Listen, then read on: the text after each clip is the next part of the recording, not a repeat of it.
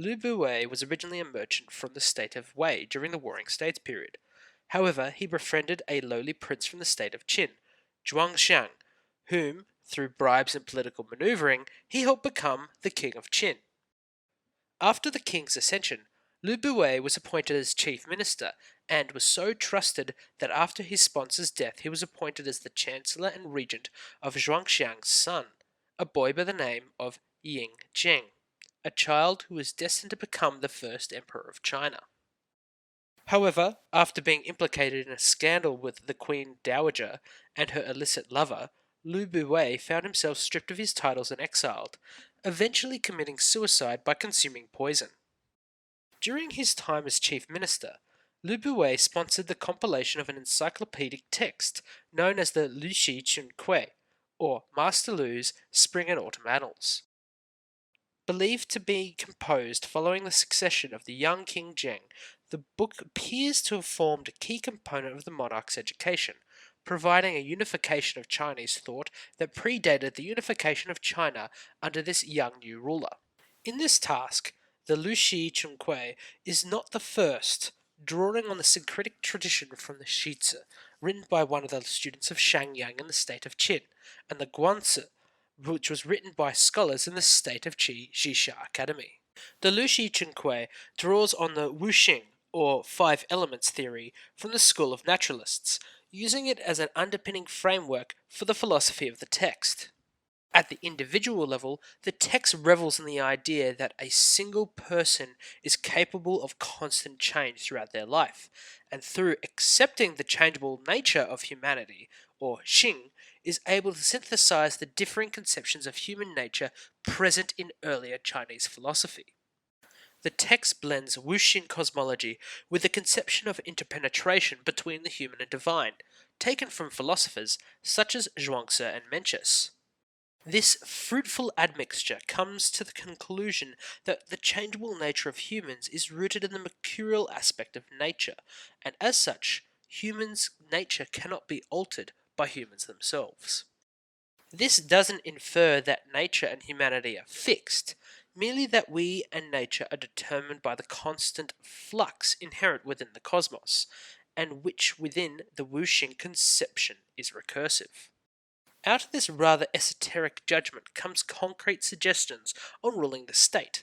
Firstly, the ruler must be cognizant of the changing seasons, and as such perform the proper seasonal rites.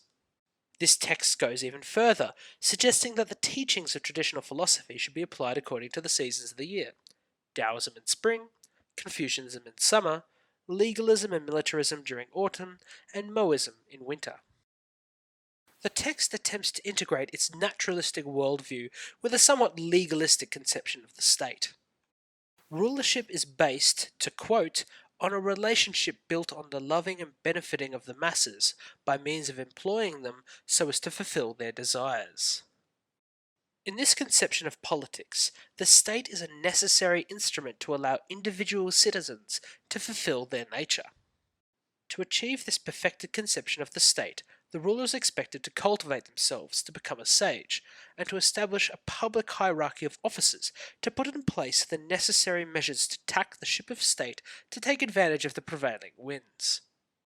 As a guiding measure, the ruler is expected to govern with an attitude of public spiritedness, and to serve as an exemplar of filial piety which will develop loyalty in the people. However, the ruler is also expected to respect and protect their own life, guarding against the potential vicissitudes of fortune. As part of this, the ruler is expected to prepare the state and army for war. This break from the idealistic utopian rule of the mythic founding rulers of China's legendary past is exemplified in the advice that the ruler cannot afford to blindly follow tradition. They must respond to present circumstances with innovative practices.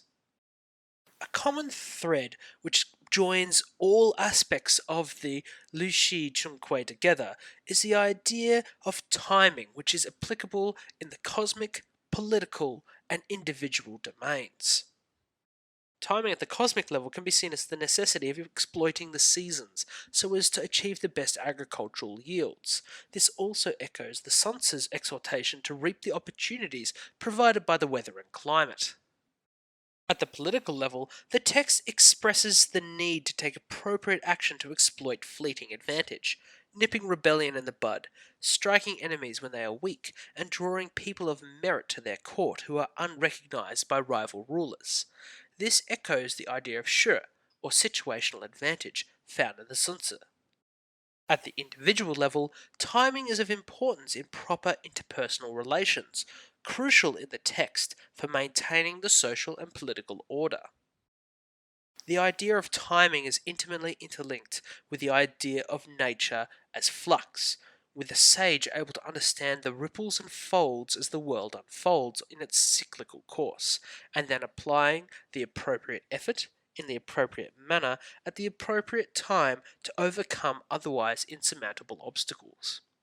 In conclusion, the Lu Shi Chunquei shows a sophisticated amalgamation of late pre-Qin thought, drawing on disparate schools and thinkers to provide a cosmology and ethics which legitimated rule and allowed for flexibility in overcoming the slings and arrows of outrageous fortune. Besides providing a snapshot of the intellectual culture prior to the ascension of the Qin dynasty, the text also provides an insight into Huanglo thought, the eclectic legalistic Taoist school which competed with Confucianism for prominence in the early Han dynasty.